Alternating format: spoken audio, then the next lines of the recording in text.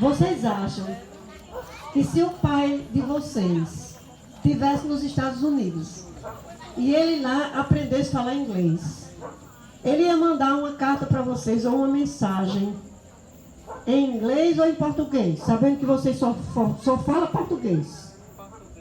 O pai mandaria uma carta que você fosse precisar de um intérprete?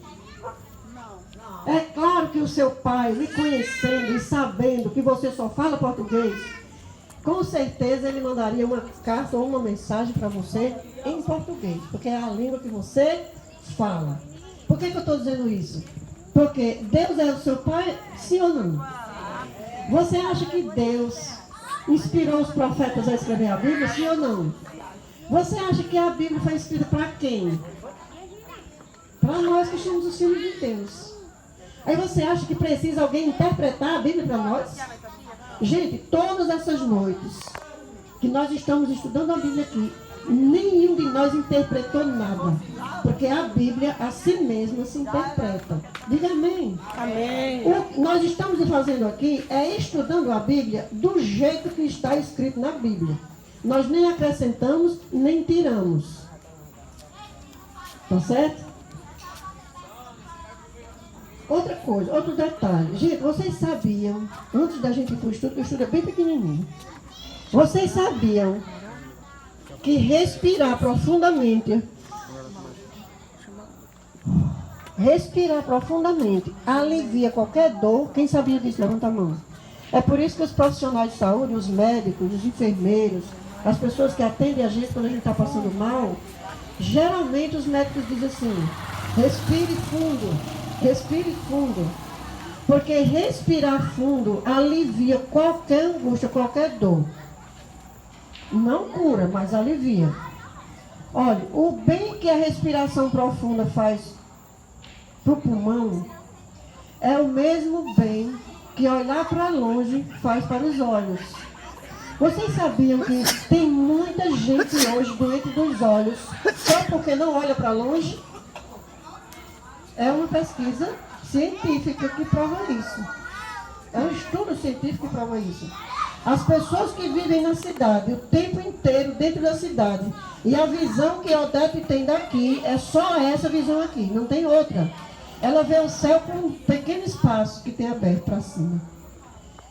Os médicos provam que olhar para longe, por isso que é privilegiada a pessoa que tem um sítio, que tem a zona rural. Eu, como não tenho sítio nem zona rural, eu vou lá para aquela pista da Viver, essa pista de Rivaldo aí, essa pista que sobe lá para Viver, a clínica Viver. Aí eu desço de lá bem devagarzinho, respirando, porque ali tem aqueles campos verdes, quando chove fica bem cheiroso, a mato. E olho lá para a Serra do Luzeiro, até onde o meu olhar consegue enxergar. E os médicos dizem que olhar para longe faz tão bem para os olhos quanto respirar profundo faz bem para o pulmão. Você tem que olhar para longe até que o verde fique azul. Vocês sabiam que quando você olha para o horizonte, você vê a vegetação verde e depois quando fica muito longe fica cinzento e depois fica azul? Pronto, olhar para longe faz bem para o olho da gente. Faz bem para o olho. Isso é ciência, isso não é a Bíblia que diz não, é ciência. Por que eu estou falando isso? Exatamente hoje. Gente, porque nós estamos na reta final dessa programação. Estamos aqui desde o dia 6 e vamos até o final dessa semana, até qualquer dia dessa semana, a gente encerra. E o que nós viemos fazer aqui foi convidar vocês para olhar para longe, através da palavra de Deus. Para olhar para cima, para o futuro e acreditar no que a Bíblia diz, acreditar na palavra de Deus. É só esse o propósito, tá certo? Olhar para longe faz bem para os olhos. Tem muita gente doente. Tem uma irmã da gente, tem uma irmã da nossa igreja, que ela está com um problema de derrame no olho. Ela perdeu a visão do olho, foi para o médico e deu. Os exames mostram que ela teve um derrame. Tem um sangue jorrando por trás do olho e ela perdeu a visão. E ela vem fazendo um tratamento, já fez 3 aplicações que são feitas de 30 em 30 dias, são muito caras as aplicações. Aí ela agora precisa continuar esse tratamento e apelou para o SUS. Aí ela pensou que ia chegar lá no SUS e só ia ter ela atrás desse tratamento. Quando ela chegou lá, tinha uma multidão de pessoas para correr atrás dessa vaga para fazer o mesmo tratamento. Então as pessoas estão perdendo a visão. Está tendo muita pressão alta nos olhos das pessoas e as pessoas estão tendo derrame nos olhos. Quem tem pressão alta pode ter pressão alta nos olhos. E pressão alta nos olhos pode não ter nada a ver com a pressão alta corporal. Então, gente, aplicar essa coisa física para a coisa espiritual quer dizer que, se nós queremos viver melhor e em paz, nós precisamos olhar para longe, para as coisas de Deus, olhar para o futuro, acreditar nas promessas. Quem aqui quer acreditar nas promessas? Diga amém. Amém. Muito bem, eu também quero. Eu vou pedir a Davi agora que abra o telão aqui na parede, porque nós vamos para o assunto de hoje. Acho que nossa mente já está equilibrada e pronta para receber a mensagem de hoje. É praticamente a penúltima mensagem. Depois dessa pode ter uma ou no máximo duas e a gente encerra, certo? O que a gente acha essa casa parecida? Com o quê? Essa casa parece com o quê? Pode responder, não tenha medo de errar não. Uma igreja. Então hoje nós vamos falar sobre igreja. Quando a gente estuda a Bíblia com oração, com consagração, com obediência a Deus, a gente consegue entender o que é que Deus pensa. Porque Deus revela. Deus revela o que Ele pensa. Na mente de Deus, na mente que Deus revela na Bíblia, na linguagem que eu entendo e vocês entendem, na mente de Deus só tem duas igrejas no mundo. Desde o início só existem dois grupos de pessoas. Desde o princípio. E vocês lembram da história de Caim e Abel? Ali foram os primeiros filhos de Adão. Caim e Abel. Lá no início já surgiram os dois grupos. O grupo que obedece e o grupo que desobedece. E ao longo da história, o povo de Deus é o mesmo povo todo o tempo. O povo de Deus tem a característica de ser um povo obediente a Deus. A única diferença que existe entre um pecador e o outro pecador é que um pecador obedece a Deus e o outro pecador não obedece a Deus. E isso forma de toda a humanidade dois grupos. Então vamos olhar para essa mensagem com os olhos de Deus. Deus olha para baixo e só vê duas igrejas. Muito embora o cristianismo esteja dividido em milhões e milhões de igrejas. Com denominações, com nomes, com placas diferentes. Só que todo mundo está dividido em dois grupos. E nós queremos sair daqui com a certeza de que todo mundo aqui quer ser do grupo que obedece a Deus.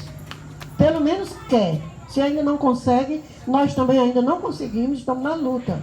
Estamos aceitando, estamos com vontade, estamos fazendo tudo que está ao nosso alcance. Pois bem, Deus olha para baixo e vê duas igrejas. Em toda a humanidade, duas igrejas.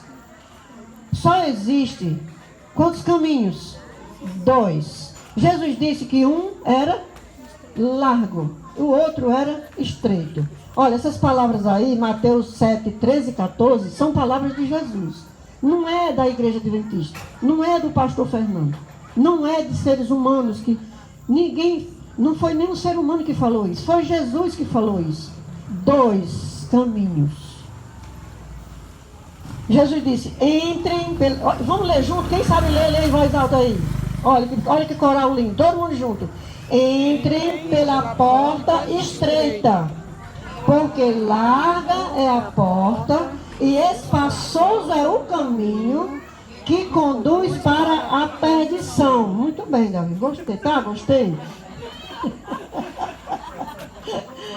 Rapaz, que conduz para a perdição, vírgula.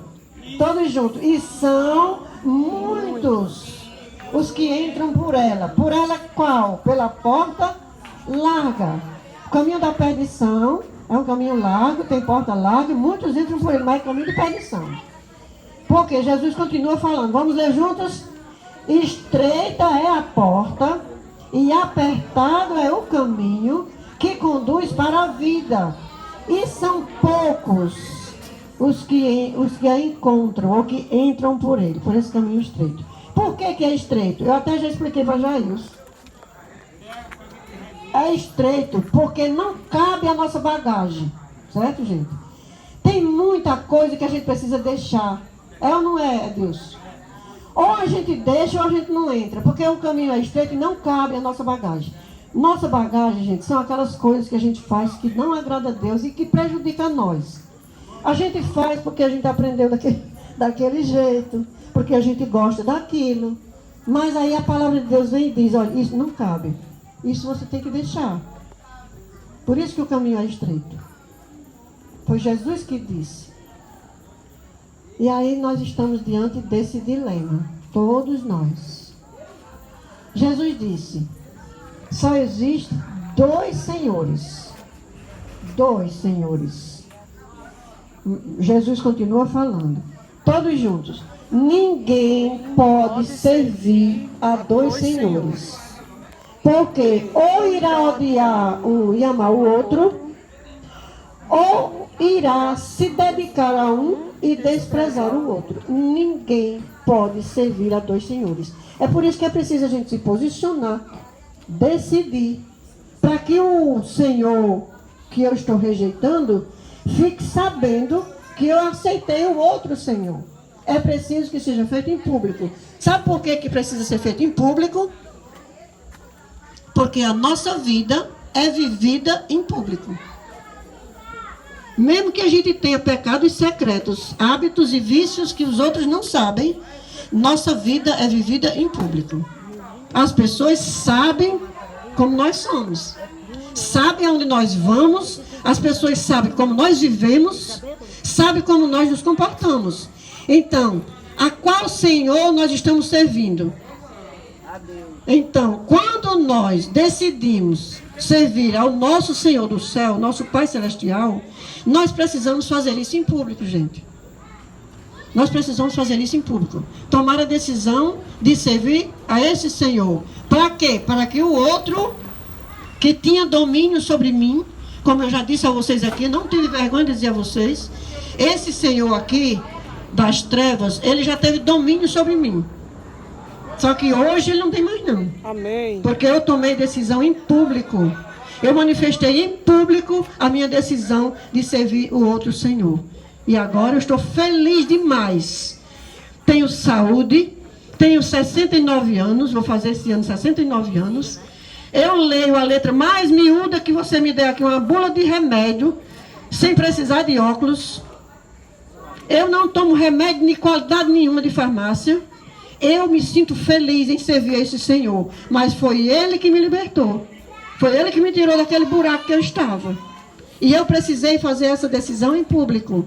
E nós vamos ter aqui uma festa de decisão em público. Para quem quiser servir este Senhor de branco. Este Senhor da luz. Este Senhor da glória. Amém? Diga amém. Amém.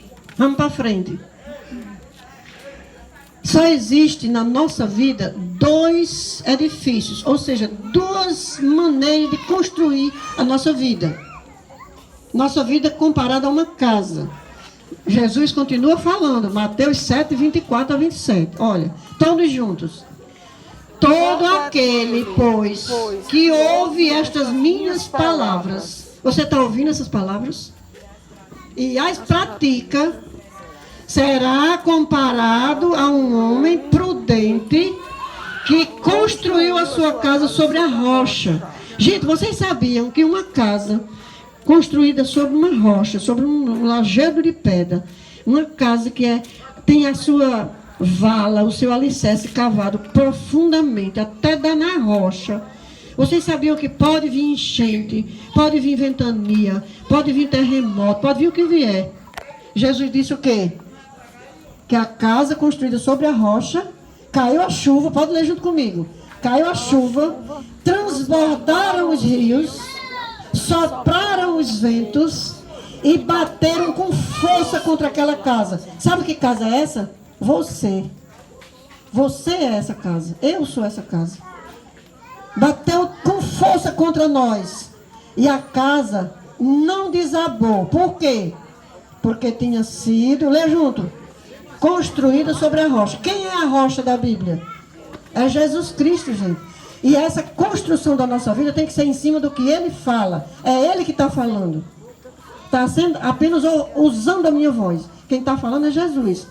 A nossa vida tem que ser construída em cima do que Ele diz, do que Ele fala. Não é em cima do que o pastor fala. Não é em cima do que o falso profeta fala. É em cima do que Jesus fala. Agora, todos juntos lendo. Todo aquele que ouve estas minhas palavras e não as pratica, será comparado a um homem insensato ou louco, sem juízo, idiota, maluco, que constrói a sua casa sobre a areia. Você já teria coragem de comprar uma casa que foi construída na areia? Ninguém tem coragem de comprar essa casa. Ninguém quer essa casa. Ninguém quer morar numa casa que não tem alicerce, que foi construída em cima de areia. Ninguém quer. Pode dar dado que ninguém quer. Pois assim é a nossa vida. Não tem valor nenhum a vida quando a gente não observa a palavra de Deus. Aí o resultado dessa casa, ou seja, dessa vida, é que cai a chuva, leia junto, todos juntos. Caiu a chuva, transbordaram os rios, sopraram os ventos e bateram com força contra aquela casa. E ela desabou. Sendo grande a sua ruína. Sabe o que é uma ruína grande na vida de uma pessoa? É se perder, é perder a salvação. A salvação é gratuita, oferecida gratuitamente para todos. Eu ontem fiz questão de dizer para vocês que o Evangelho é inclusivo. O Evangelho não rejeita ninguém. Você pode vir com todos os problemas que tiver no mundo. O Evangelho lhe acolhe, o Evangelho lhe aceita, lhe perdoa e vai trabalhar você para que você seja preparado para o encontro com Deus. Grande ruína na vida de uma pessoa é não colocar em prática o que Jesus fala. Porque o que Jesus fala é para que você viva em paz aqui e que você tenha direito à vida eterna. Amém? Amém. Muito bem. Então, desde o início, vocês estão vendo dois grupos, dois senhores, dois caminhos, dois edifícios, ou seja, dois tipos de vida, dois tipos de construção, dois tipos de comportamento.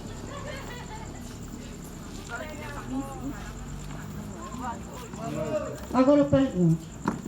Volta aí só uma vez. Olha. Bota aqui, ó. Bota aqui. A igreja que fala a verdade é a igreja que prega a Bíblia. Certo? A outra igreja é a igreja que faz um jeito para você continuar em pecado.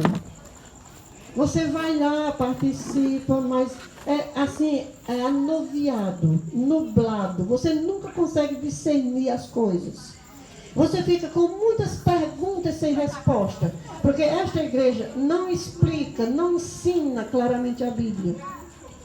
É uma igreja onde você se pergunta sobre o futuro e você não tem resposta.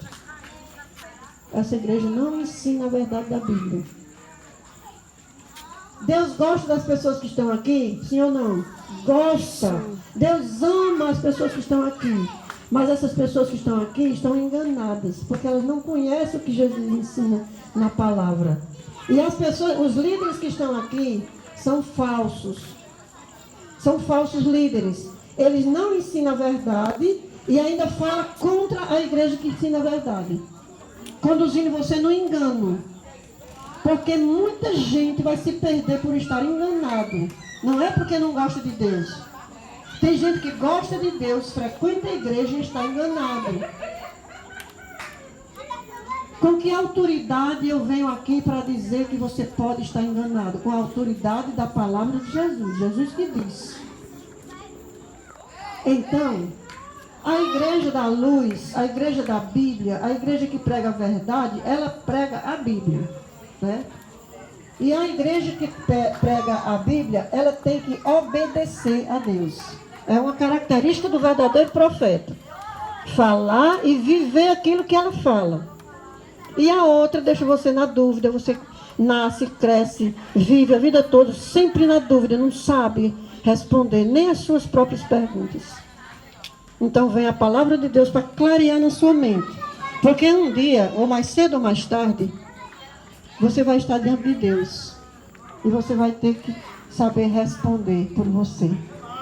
Por isso que o evangelho tem que ser pregado a toda criatura. Agora passa a imagem. Olha. Lá no início eu falei sobre Caim e Abel. A história de Caim e Abel é uma história muito comum e conhecida, porque tem nos desenhos, tem na Record, até quem nunca leu a Bíblia conhece a história de Caim e Abel. Caim e Abel foram os dois primeiros filhos de Adão. Lá já surgiu os dois grupos. Por quê? Deus tinha dito a Adão, e Adão ensinou aos seus filhos, que a oferta que agrada a Deus era a oferta de um sacrifício de um animal que era sacrificado, era sangrado. Está ali a oferta de Abel. Olha. Era um cordeirinho que era sangrado, era colocado no altar para ensinar aos futuros filhos, netos de Adão, aos futuros seres humanos, o plano da salvação. O plano da salvação era que Jesus ia vir aqui, o Filho de Deus ia vir aqui no mundo, morrer, pagando o preço pelo pecado de toda a humanidade. Quando Jesus morreu na cruz, ele não morreu só por crente, ele morreu por todos. A Bíblia diz, porque Deus, quem sabe esse verso? Vamos dizer? Eu sei que as irmãs evangélicas sabem. Porque Deus amou o mundo de tal maneira que deu seu Filho unigênito para que todo aquele que nele crê não pereça, mas tenha vida eterna. Então, esse era o evangelho no Antigo Testamento. O evangelho que prefigurava, que ensinava, que profetizava que um dia o Filho de Deus ia vir aqui para morrer. Então, Abel ouviu de Adão, aprendeu com Adão e trouxe a Deus o sacrifício, a oferta que Deus disse, que Deus pediu. Aqui estava Abel oferecendo a oferta que Deus pediu, uma oferta de um animal vivo que era morto, para dizer para as pessoas no futuro que Jesus ia vir morrer. E aqui está o seu irmão mais velho, Caim. Caim era agricultor, a Bíblia diz que ele era lavrador, e ele também resolveu adorar a Deus, e também fez um altar, e também veio adorar, e também trouxe oferta. E aqui estão as duas igrejas. Em toda a história, ao longo de todo o tempo, aqui estão as duas igrejas. Uma que faz do jeito que Deus diz. Nós não oferecemos mais cordeiro, porque o cordeiro de Deus já foi morto. Mas nós sabemos até onde as coisas se cumpriram, e da onde para frente as coisas estão se cumprindo, e sabemos também o que vai se cumprir no futuro. Diga amém. Amém. Pronto. Nós ensinamos claramente e sabemos claramente em que tempo estamos vivendo e o que é que está se cumprindo agora. Essa é a igreja de Abel. A outra igreja é a igreja de Caim. É uma igreja que tem altar, tem música, tem leitura da Bíblia, tem oração, tem comunhão, tem boas obras, tem oferta, tem tudo nessa igreja. Só não tem obediência a Deus, porque Deus não pediu cereais, Deus pediu um animal.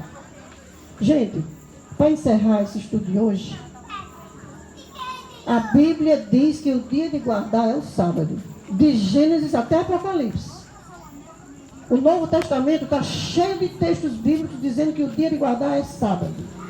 E se nós continuar vindo aqui, vai ter um dia que eu vou mostrar para vocês aqui mais de 70 textos mostrando que o sábado é o dia de guardar. É isso que Deus diz. Agora, não existe na Bíblia um versículo sequer que diga que o domingo é dia de guardar, é dia sagrado. Não existe. Então, esta igreja confunde, esta igreja engana, esta igreja segue tradições humanas. Sabe o que foi que Jesus disse sobre as tradições humanas? Eu vou ler na Bíblia, esse texto. Está em Mateus capítulo 7. Hoje nós estamos em Mateus capítulo 7. Tradição, gente, não é a gente aceitar a Bíblia toda, não. Aceitar a Bíblia toda não é tradição, é obediência. Sabe o que é tradição? Eu vou mostrar para vocês o que é tradição. Está em Mateus, está em Marcos capítulo 7, foi Jesus que disse. Olha. Marcos capítulo 7, tem Mateus também, mas eu vou ler Marcos. Olha. Marcos 7 diz assim, aqui é Jesus dizendo, explicando o que é tradição. Jesus disse assim, respondeu-lhe Jesus, bem profetizou o profeta Isaías sobre vós, hipócritas. Como está escrito, este povo honra-me com os lábios, mas o coração está longe de mim. Este povo que tem Bíblia, que tem música, que tem oração, que tem oferta, que tem culto, que tem campanha, que tem milagre, que tem tudo aqui, não obedece a Deus. Jesus está dizendo que tradição é isso aqui. Isso aqui é tradição humana. Olha o que Jesus diz, olha. Em vão me adoram, ensinando doutrinas que são preceitos de homens. Negligenciam o mandamento. Que mandamento? Chute aí, se arrisque aí, responda essa. Qual é o mandamento que essa igreja rejeita? Porque se você perguntar a qualquer crente, qualquer católico, eles vão dizer 9 mandamentos, eles vão aceitar 9. Tem um que eles não aceitam. Então Jesus está dizendo que isso é tradição. Negligenciam o mandamento de Deus e guardam tradição de homem. Porque o dia de domingo, gente, eu vou dizer aqui, eu vou dizer na maior humildade que eu consigo ter na minha vida. O dia de domingo, como um dia de guarda, é uma invenção humana.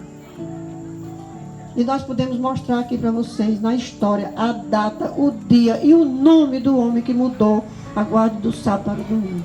Não tem nada de atuação de Deus nisso. Agora nós aprendemos assim, ao longo de muito tempo, e a gente pensa que está certo, mas não está. A Bíblia vem e diz que não está certo. Então Jesus diz assim: invalidam a palavra de Deus pela vossa própria tradição e vós mesmos transmitistes e fazeis muitas outras coisas semelhantes a isto. Então, mudaram a verdade de Deus em mentira, como está lá em Romanos, no Novo Testamento, diz assim, eles mudaram a verdade de Deus em mentira, adorando e servindo a criatura em lugar do Criador. Então, gente, eu vou fazer um apelo hoje, em nome de Jesus. Eu vou perguntar aqui, quem as pessoas que estão aqui gostam de estar na igreja que obedece do jeito que Deus diz? Venha para cá. Venha para cá. Quem deseja estar na igreja que obedece a Deus, não anda nas tradições dos homens, pode vir para cá. Nós vamos fazer uma oração. Tem mais alguém aí? Essa igreja, gente, é uma igreja cheia de gente com defeito, pecadores. Mas a igreja é o lugar onde a gente aprende, gente. Você deseja estar na igreja que obedece ou na igreja da dúvida? Na igreja que obedece, quem quer ficar na igreja que obedece, diga amém. Amém. Minhas irmãs queridas, eu sei que vocês querem obedecer a Deus. Eu sei. Mesmo que vocês já congregam em alguma igreja, e esta igreja que vocês congregam, com todo respeito, é uma igreja anuviada, que não esclarece com essa precisão, que não faz esse ensinamento bíblico, você vai decidir por você mesmo. O Espírito Santo vai falar com vocês. Vocês podem continuar congregando onde vocês quiserem congregar, mas o Espírito vai dizer a vocês: encontre na Bíblia um verso que diz que o domingo é dia de guardar. Porque os próprios padres... Cadê Socorro? Entrou, né? Está aqui Socorro? Odete. Os próprios padres, quando o católico pergunta: padre, qual é o dia de guardar? Os próprios padres, eles dizem: o dia de guardar é o sábado. Eles não estão enganando, eles dizem declaradamente. Está no catecismo da edição 1970, na página 580, a autorização da Igreja Católica fazendo a mudança do sábado para o domingo, gente. Não é segredo. A gente trabalha no sábado fazendo a obra de Deus. Quem já está acostumado com a gente aqui sabe que o sábado a gente não passa a tarde em casa dormindo, não. A gente está aqui perturbando vocês, pregando, visitando, orando com vocês, oferecendo ajuda a quem precisa. Essa é a obra que se faz no sábado. O sábado não é para a gente ficar em casa dormindo. Quem é adventista do sétimo dia, que congrega lá na igreja no sábado, eles sabem que eles são impelidos movidos, impulsionados a sair no sábado à tarde para atender a obra que Jesus fazia quando ele estava aqui. Quando ele estava aqui, ele ia para a sinagoga que dia? Nós vimos no dia que o estudo que ele ia para a sinagoga no sábado. Que hora era que ele ia? De manhã. Porque de tarde ele ia para as comunidades, para os povoados, atender as famílias, expulsar os demônios, curar os enfermos, limpar os leprosos. Essa era a obra que Jesus fazia. Ensinar o evangelho. Gente, neste momento eu garanto a vocês, em nome de Jesus, que o céu está filmando a cena mais linda que essa rua já viu. Talvez a cena mais linda que essa cidade já viu. Todas essas cadeiras que estão vazias, tem lugar para vocês no céu, gente. Tem lugar para vocês na glória de Deus. Tem lugar para vocês na igreja que ensina a verdade. Então, não desanimem. Se você tem um vício, uma fraqueza, um pecado, não desanimem. Porque talvez ninguém aqui estava tão longe quanto eu estava. Ninguém estava tão longe quanto eu estava. Deus me trouxe. Deus fez de mim um instrumento ao bem e ao serviço das pessoas. Nós, eu e minha equipe, que nós estamos aqui todo esse tempo, desde o mês de setembro, nós estamos aqui não é para aparecer. Nós não estamos aqui gastando dinheiro de político. Nós estamos aqui colocando o evangelho em prática. E eu desafio qual é a outra igreja no mundo que faz um trabalho como esse, que se preocupa com a saúde das pessoas, que ensina o que é que a gente pode comer, que ensina como é que a gente deve viver, os remédios naturais, saudáveis e gratuitos que Deus nos dá através da natureza. Qual é a outra igreja que faz isso? Qual é a outra igreja que ensina claramente qual é a vontade de Deus? Então não é que a gente queira ser melhor do que os outros, é porque nosso dever é pregar o evangelho do jeito que está na Bíblia. Nenhum de nós aqui tem autorização para interpretar a Bíblia. Nós não interpretamos a Bíblia. A Bíblia interpreta ela mesma. E eu queria dizer mais uma coisa, contando com a paciência de vocês. Porque eu digo hoje, eu talvez não diga nunca mais. Gente, no dia que Davi estava pregando aqui sobre a saúde, uma pessoa que estava aqui, ela agora não está aqui. Deus me permita, me perdoe a ausência dessa pessoa, que ela não está aqui. Mas no dia ela estava. E ela disse que quem não come carne de porco está seguindo tradição do Antigo Testamento. Eu fiquei calada, eu estava bem juntinho dessa pessoa, fiquei calada. Mas eu queria dar uma resposta em público para essa pessoa. E eu tenho fé em Deus que essa pessoa vai ouvir esse vídeo de hoje, esse áudio de hoje. Porque a resposta que eu dou para essa pessoa que falou isso é a seguinte: gente, nós queremos ficar do lado dos profetas de Deus que foram inspirados por Deus. Diga amém. Amém. Porque quem está do lado dos profetas de Deus pode contar com um Deus que é capaz de abrir o mar para a gente passar. Aquele povo que saiu do Egito era um povo pecador, como nós. Deus abriu ou não abriu o mar? Quem aqui sabe que Deus abriu o mar para o povo passar?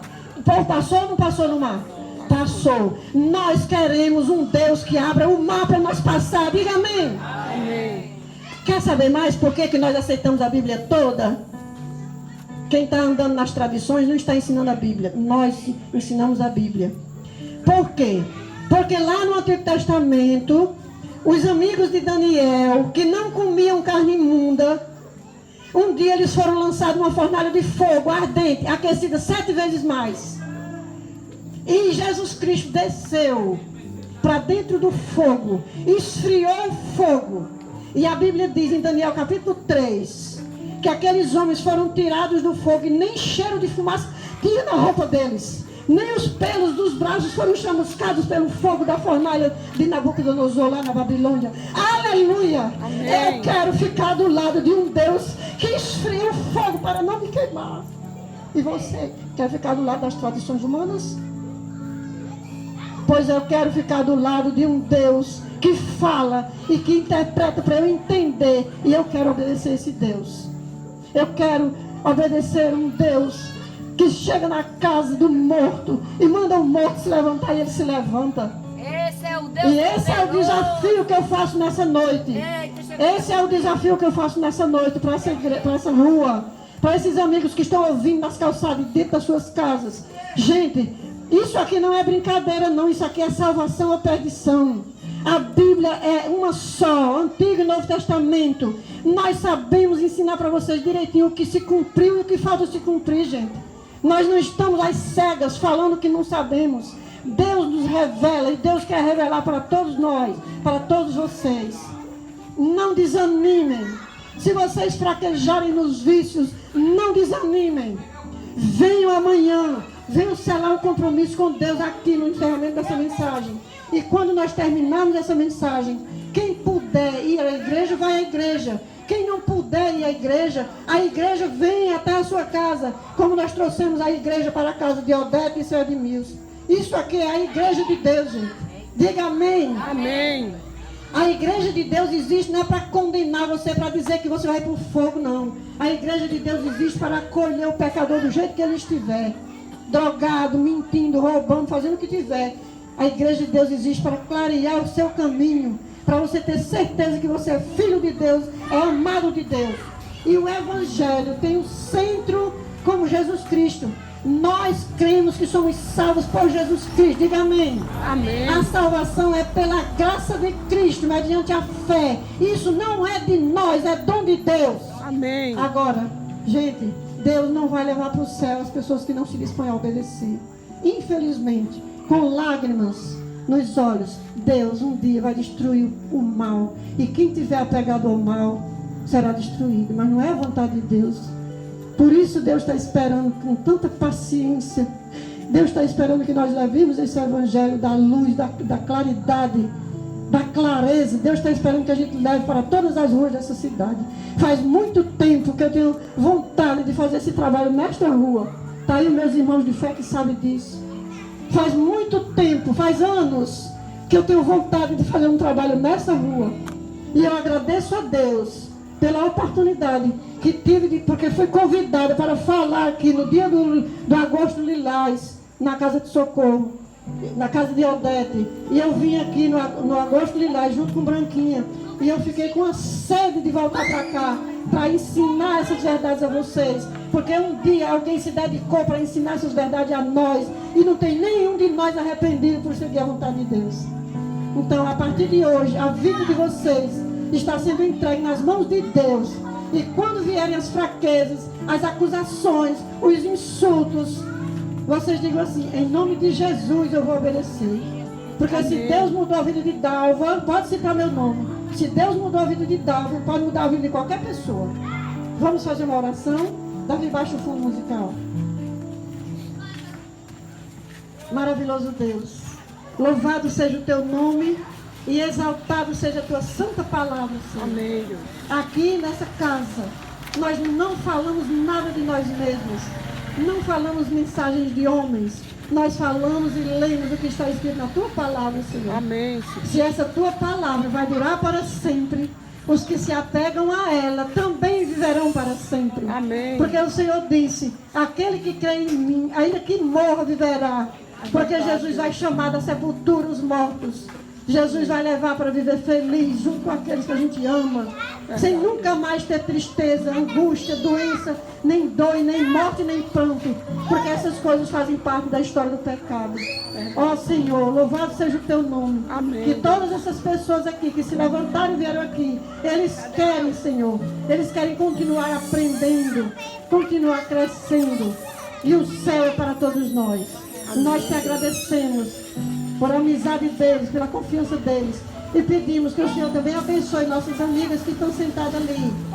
Com certeza elas não vieram porque elas pensam que se levantar e vir aqui é se tornar adventista do sétimo dia. Mas na verdade não é. Nós devemos atender todos os apelos de Deus, porque Deus se comunica com cada um de nós de forma individual. Deus conhece cada um, sabe quem é fiel.